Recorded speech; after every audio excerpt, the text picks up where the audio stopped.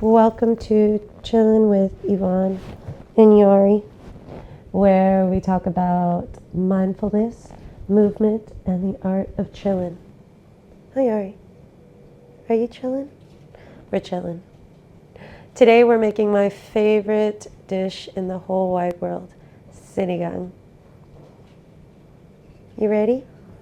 Okay, I gotta go wash my hands. Welcome back to Chillin' with Yvonne. I thought I'd turn the camera on so that I can show you my favorite dish. I am making sinigang. Sinigang is a Filipino dish.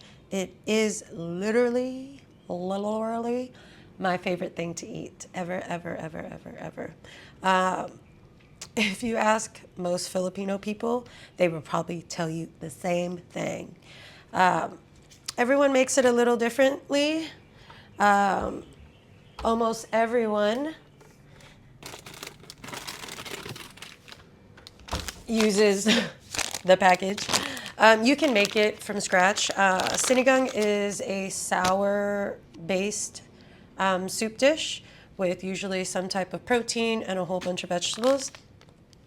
The sour soup base can be a number of different things.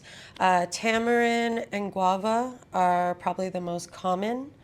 I've made it before without both of those. I've done it with like just a bunch of lemon and tomatoes. And maybe I'll make it a couple different times without the package so you can improvise when you need to. But I brought myself a whole pack, like I think a dozen packages, and I try to just use half whenever I cook so that I can make it last.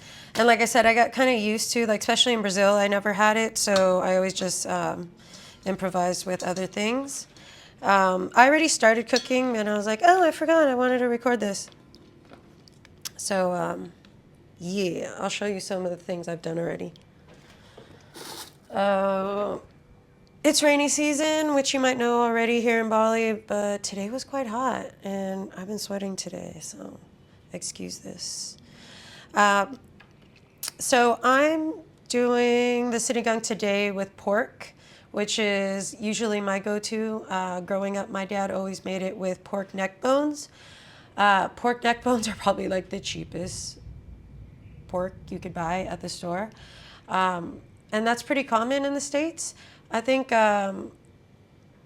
it's usually something you would throw out, but there's a lot of marrow in pork neck bones, so that means you have to cook them a lot longer. There's like hardly any meat, honestly. He would throw in some other, I think like pork shoulder occasionally as well. But yeah, you get a lot of flavor from the pork neck bones. And I kind of wish I could find them here, but I haven't really had much luck. The only pork with bones I can usually find are these like short ribs or like country rib kind of style. The only thing I don't like about them here is that a lot of the butchers, they don't have like this bzzz, like, this kind of butchering saw, electric butchering saw. And so they usually use like a cleaver or something, I think. I'm assuming most butchers do.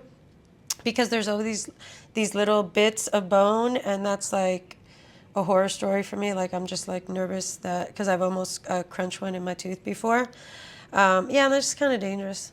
But I do it anyways. But another thing about that, for me, for my pork and most like pork or beef, whenever I make a soup with them, I always boil them. I pre-boil them.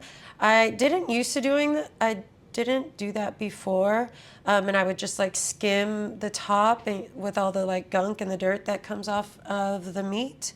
But I started doing that now, and I think it's a lot better just because I'm a bit nervous about like, certain quality of meats around here. I don't really have access to a lot of like organic butchers and things like that. Not that I always buy organic meat in the States, but anyways, another topic.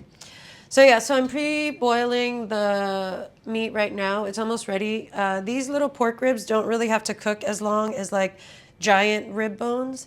So yeah, so those don't need too much time. So by the time I'm usually done with that, I can take that off. No, you're not going outside. And then I throw out that water and I put fresh water. And that's kind of nice too, because I used to notice that my broth before was a bit like dirty. Not dirty as in like gross, but like, you know, just a lot of like all the little like fats and weird things that come off the meat. Sorry to gross you out if you're vegan. But then, yeah, I put fresh water and then I put the seasoning and I put all of this stuff in because this stuff takes a little bit longer to cook. So I'll take a proper close up because I have no idea how well you can see this. But I use white onions, I use tomatoes. These chilies are not super spicy. It took a trial and error to see how many I could use before it got spicy. Some people like it really spicy, so you kind of just have to play with that. In the States, I used to use Anaheim chilies, which are those really long ones that aren't really spicy at all. This is daikon radish.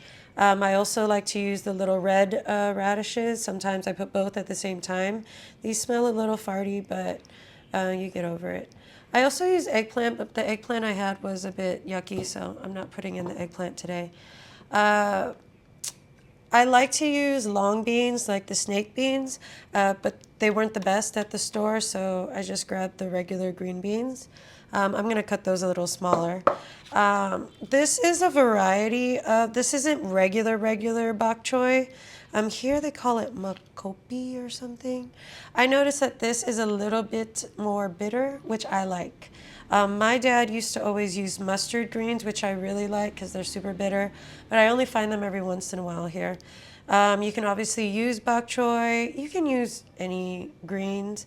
You know, again, everyone has their own little preference. I'm just going to finish this. I always cut the bottoms, soak them in water because there's always like dirt stuck in the bottoms. And I put the greens, the green beans, and the whatever leafy green I'm using pretty close to the end so I don't overcook them, as well as the eggplant. If I was using eggplant, I have a bad habit of always overcooking the eggplant. And when you do that, if you know, it all like comes apart and then it looks messy and yucky. Cool.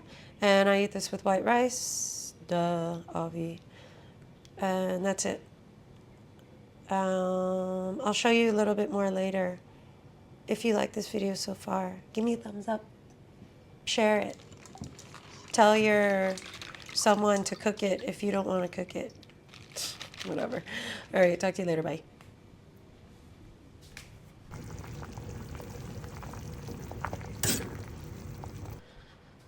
Okay, we back, and I'm starving. So the last thing I have to do is put the greens. By the way, I forgot that I had shrimp.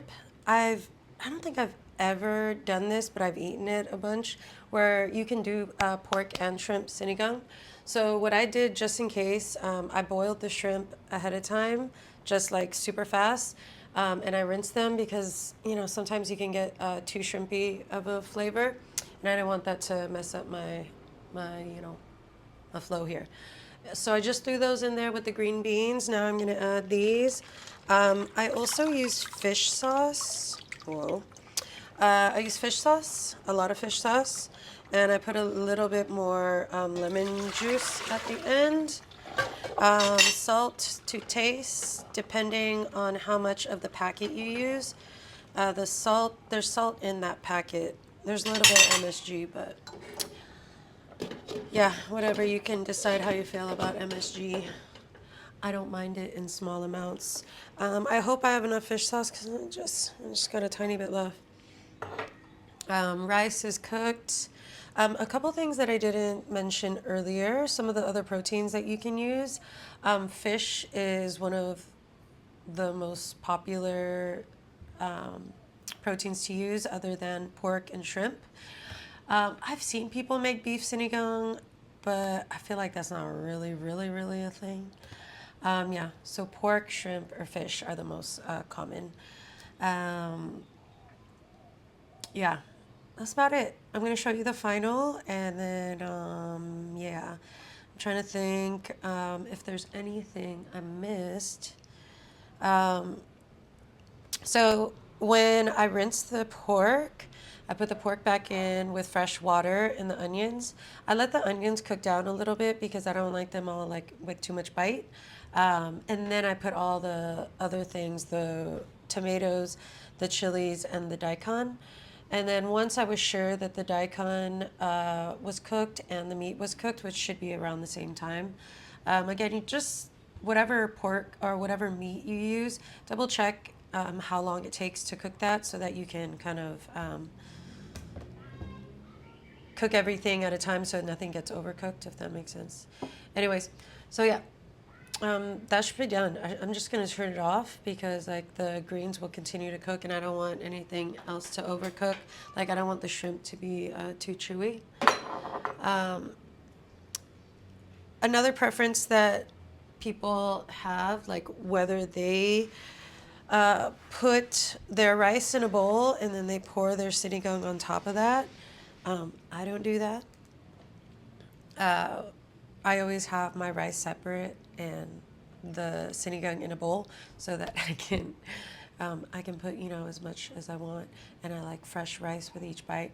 Whatever, that's just my little thing. So you decide how you want to do that.